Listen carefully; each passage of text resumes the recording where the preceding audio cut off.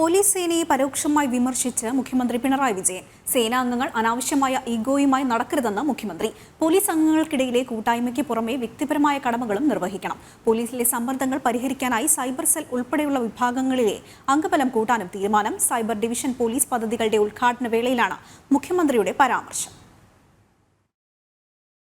അനാവശ്യമായ ഈഗോയും കൊണ്ട് നടക്കുന്ന നില ഒരു തരത്തിലും ഉണ്ടാകാതിരിക്കാൻ പ്രത്യേകം ശ്രദ്ധിക്കണം. പോലീസ് സേനയുടെ ഈഗോ ആണ് പ്രധാനം. പോലീസ് സേനയുടെ ഭാഗമായി നിൽക്കുന്നു എന്നതാണ് ഏറ്റവും പ്രധാനമെന്ന് മനസ്സിലാക്കി ആ പോലീസ് സേനയുടെ മേന്മയും മികവും വർദ്ധിപ്പിക്കുന്നതിനായിരിക്കണം പ്രവർത്തിക്കുന്നത്.